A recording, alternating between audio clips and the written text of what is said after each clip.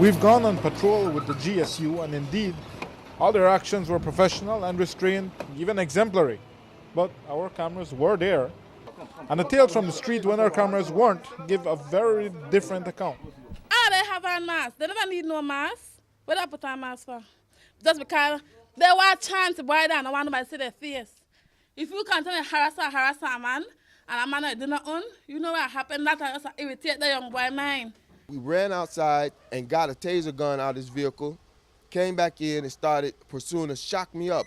He shocked me on my right side of my back and 2 times on my left arm. Samla, get what? One of the two is shock me. Well, I don't know how the shocking thing name shock me by yasso. Then at first when he get to shock me, when I feel how he feel, I draw back and then like he pushed it on me again.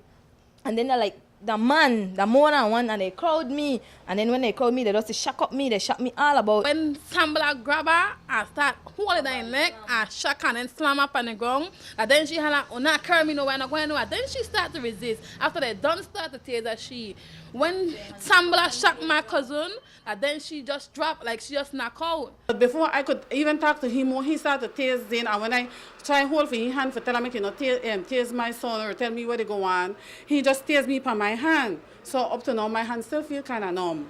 He continuously just started to go on bad and crank up his gun and tase up who he could tase up Zane till Zane dropped to the floor. He handcuffed Zane and he still tase him. And while those visceral complaints and images have gained traction in the public discourse, and how could they not, the GSU is undeterred. At their headquarters, we found that all those searches are reduced to data, which informs and guides the unit's forward planning. It has to be, otherwise we're just a unit out there without any kind of guidance.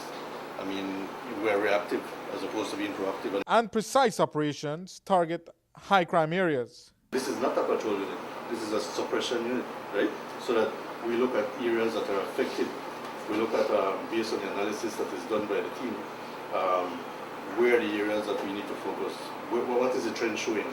And if we look at the trend from the gang suppression unit, the George Street gang is the most frequently targeted for searches, more than a quarter of the total. 29% of the operations since the inception of the operation have been concentrated in GSD. Each search is documented and the aggregate is collated in charts such as these. But you cannot statisticate chaos. And whatever the gang unit's numbers say, the streets are more dangerous than they've ever been, and the gangs are more intimidating. But the unit remains determined to dictate the terms of engagement, if necessary meeting force with force.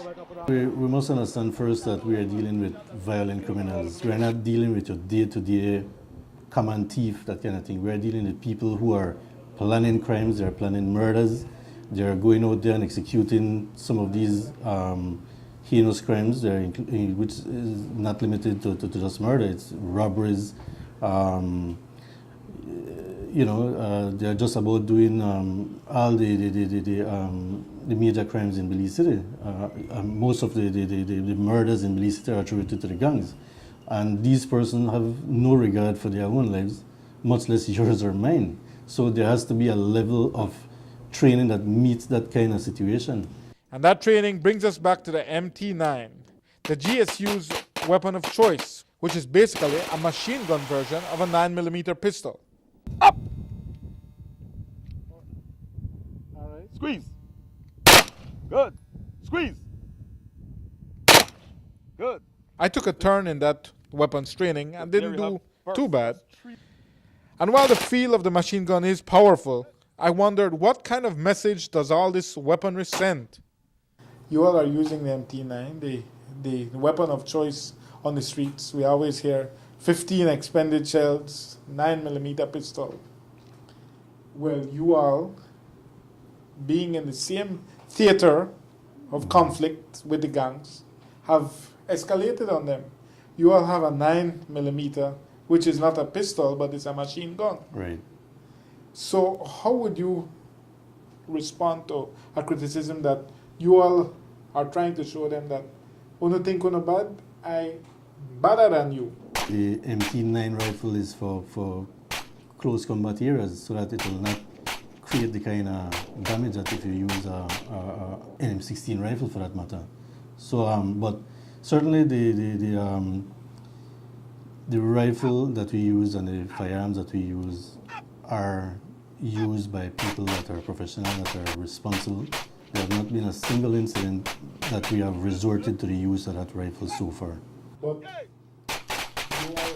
have it as a sort of talisman, a symbol of your strength, your efficiency, your apartness, because nobody else in the department has this?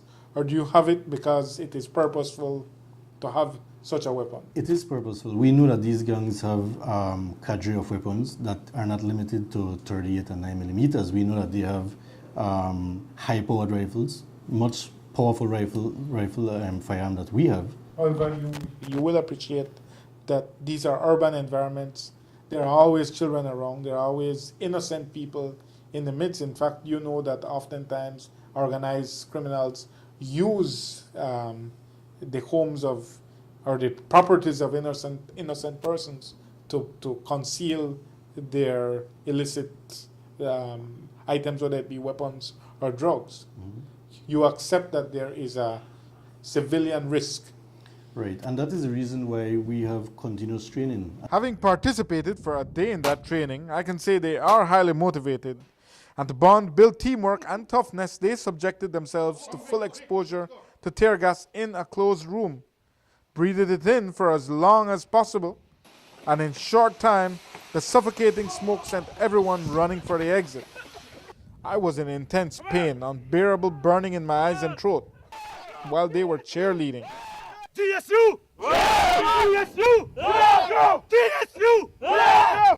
But if the murder rate continues to go up, particularly gang-related murders, they might not have much to cheer about. Isn't there a legitimate concern that if we see again 130 plus murders this year, they'll say, boy, you know that gang suppression unit was really a waste of time, it was misconceived, and send Mr. Vidal back to intelligence, reassign the officers to ADU or something, that it's just a feeling, a hope that this will work, and if it does not work, at the end of the year, if we don't, will it mean that the gang suppression unit, for all its great song and fury, has failed? Well, I don't think so. The gang suppression unit is just one component in all the other components put together. But it is the most well-funded, most visible component, which begs the question, is government putting the hammer before the ham?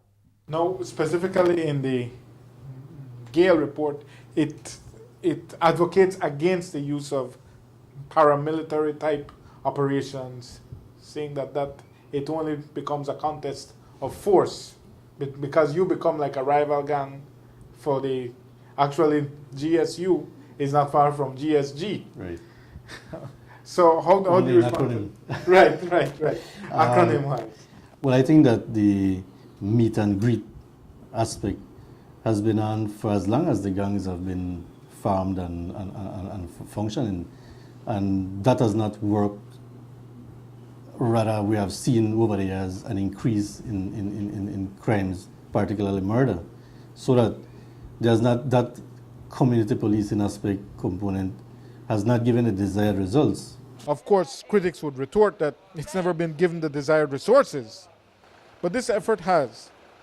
And so the gang suppression unit, well-funded, well-outfitted, well-led, is an experiment in policing and social alchemy. One more attempt to try and deal with the hydra-headed monster called crime. The unit is only in its 6th month of operation, so it's too early to say if it's working. But right now it seems a miracle is needed. And if the GSU isn't up to it, then maybe public criticism will start to mount.